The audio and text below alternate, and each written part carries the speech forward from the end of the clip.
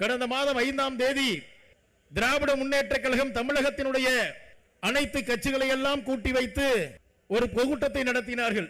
அந்த கூட்டம் என்னவென்று சொன்னால், தமிழகத்தினுடைய பாராளுமன்ற உறுப்பினர்களுடைய எண்ணிக்கை குறைப்பதற்கு பாரதிய ஜனதா கட்சி முயற்சி செய்கிறது என்ற ஒரு பொய்யான குற்றச்சாட்டை வைத்து அதற்கு ஆதரவு தரும் பொருட்டு அனைத்து கட்சிகளை எல்லாம் கூட்டினார்கள். அந்த கூட்டத்தை நான் எப்படி பார்க்கிறேன் அப்படின்னு சொன்னா, பாண்டியராஜன் ஒரு படத்தில் நடிச்சிருப்பாரு, நெத்தியடின்னு ஒரு படத்துல. இந்த ரோட்ல தெரியக்கூடிய பைத்தியத்தை எல்லாம் காசு கொடுத்து கூட்டிட்டு வந்து ஒரு சேரை எடுத்து, இந்த சேர் 1000, 2000, 3000, 4000, 5000 சொல்லிட்டு ஏன்னா எடுத்துக்கிட்டே இருப்பாங்க. கடைசியில முடிஞ்சவன என்னடா நடந்துச்சுன்னு கேட்டாச்சுன்னா, சரி எடுத்தாச்சு காசு கொடுங்கன்னு கேட்டாச்சுன்னா என்ன சொல்லுவான், மாமா பிசுக்கோத்து அப்படின்னு சொல்லுவான். அந்த கதையாக இந்திய தேசத்தினுடைய உள்துறை அமைச்சர் மிக தெளிவாக சொன்னதற்கு பின்பாக பாரதிய ஜனதா கட்சியின் மீது களங்கம் விளைவிக்க வேண்டும் என்ற ஒரே காரணத்திற்காக இந்த அனைத்து கட்சி கூட்டத்தை எல்லாம் கூட்டத்தோட மட்டுமில்லாம இந்தியாவில் இருக்கக்கூடிய ரீலந்து போன கட்சிகளை எல்லாம் இன்றைக்கு இருக்கக்கூடிய பாராளுமன்ற உறுப்பினர்களை ஒவ்வொருவராக ஒவ்வொரு மாநிலத்திற்கும் அனுப்பி வைத்து நாங்கள் அதற்கு அடுத்தபடியாக ஒரு கூட்டம் கூட்ட போகிறோம், வாருங்கள் என்று சொல்லி அழைப்பு விடுத்துக் கொண்டிருக்கிறார்கள். கடந்த 2-3 தினங்களாக பார்த்து கொண்டிருக்கிறோம். தமிழகத்தில் இருக்கக்கூடிய ஒவ்வொரு அரசியல் கட்சியினுடைய தலைவர்கள் எல்லாம் எந்த அளவிற்கு மாண்புமிகு பிரதமர் அவர்களையும் நம்முடைய மாநில தலைவரை அவர்களையும் நமக்கு கிண்டல் அடித்துக் கொண்டிருக்கிறார் என்று சொல்லி, அதுல இன்றைக்கு பட்டம் கட்டி கொண்டிருக்கிற இளவரசர் ஒரே ஒரு வார்த்தை தான் சொன்னாரு. என்னன்னு கேட்டாச்சுன்னா, கெட் அவுட் மோடின்னு நாங்க சொல்லுவோம் சொன்னாரு. ஆனா என்னுடைய தலைவன் திரு அண்ணாமலை அவர்கள் இதே மாதிரி ஒரு மேடையில சொல்றாரு, தைரியம் இருந்தா நீ சொல்லி பார் இந்த தமிழ்நாட்டில் என்ன நடக்குதுன்னு சொன்ன ஒரு ஒப்பற்ற தலைவன் சொன்னதற்கு பின்பாக அடுத்த ஒரு மீட்டிங்ல பிரஸ் மீட்ல கேட்கிறாங்க, இந்த மாதிரி சொல்லி இருக்கிறாரே அண்ணாமலை உங்களை பத்தி சொல்லி இருக்கிறாரு, நீங்க என்ன நினைக்கிறீங்கன்னு கேட்ட பொழுது துண்டக்கானம் துணியக்கானம் சொல்லிட்டு பிரஸ் மீட்டை கூட சந்திப்பதற்கு தைரியம் இல்லாமல் ஓடி ஒளிந்து கொண்டு இருக்கக்கூடிய கூட்டம் தான் இந்த திராவிட முன்னேற்ற கழகம் என்பதை மறந்துவிடக் கூடாது. எனது அருமை சகோதரர்களை, ஒன்று விஷயத்தை நன்றாக தெரிந்து கொள்ளுங்கள்.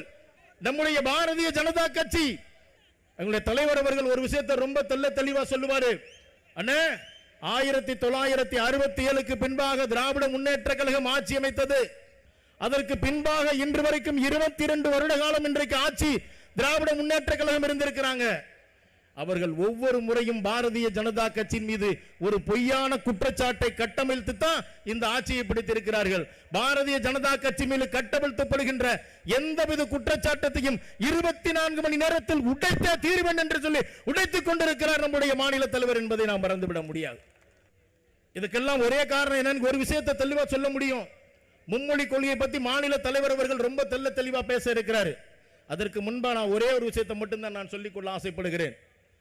1963 ஆட்சியை விட்டு சென்ற மரியாதைக்குரிய திரு காமராஜர் அவர்கள் 1957 ஆட்சி அமைத்ததற்கு பின்பாக 9 வருட காலம் தமிழகத்திலே அவர் உருவாக்கிய கல்வி நிலையங்களுடைய எண்ணிக்கை 30,000 ஸ்கூலுக்கு மேல கட்டிய ஒரே முதலமைச்சர் இந்த தமிழ்நாட்டில் இருக்கிறான்னு சொல்லியாச்சுன்னா அது மரியாதைக்குரிய காமராஜர் என்பதை நாம் யாரும் மறந்துவிட முடியாது. ஆனால் இன்றைக்கு 21 வருட காலம் திராவிட முன்னேற்ற கழகம் ஆட்சியில் இருந்திருக்கிறது. ரசிகர் மன்ற தலைவராக இருந்த அன்பில் மகேஷை பார்த்து நான் கேட்கிறேன், நீங்க இன்றைக்கு தமிழகத்தினுடைய கல்வி அமைச்சராக இருக்கிறீர்கள். 9 வருட காலத்திலே நாங்கள் வணங்கக்கூடிய, நாங்கள் பெரிய மரியாதை செய்யக்கூடிய காமராஜர் அவர்கள் சுமார் 30,000க்கு மேல கல்வி நிலையத்தை திறந்திருக்கிறாரு. 18 வருடம் கருணாநிதி உள்பட இன்றைக்கு 3-4 வருட காலம் ஸ்டாலின் உள்பட 22 வருட காலம் நீங்கள் ஆட்சி செய்து கொண்டிருக்கிறீர்கள். இந்த தமிழ்நாட்டில் ஒரு ஸ்கூலை புதுசா தொடங்கணும் ஒரு வரலாறு இருக்கான்னு கேட்டாச்சுன்னா நிச்சயமா கிடையாது. அதற்கு காரணம் என்னவென்று சொன்னால், தனியார் பள்ளிகளுக்கு நீங்கள் ஆதரவாக கொடுத்துக்கின்ற ஒட்டுமொத்த சலுகைகள் தான் காரணம். அந்த சலுகைகளைத்தான் இன்றைக்கு எங்களுடைய தலைவர், மாநில தலைவர் திரு அண்ணாமலை அவர்கள் இன்றைக்கு சல்லியாக உடைத்துக் கொண்டிருக்கிறார். ஆகவே வரக்கூடிய காலகட்டம் இதே தென்காசியில இன்றைக்கு மரியாதைக்குரிய மாநில தலைவர் அவர்கள் 3வது முறையாக வருகிறார் என்று நினைத்துக் கொண்டிருக்கிறார் பதவியேற்றதற்கு பின்பாக.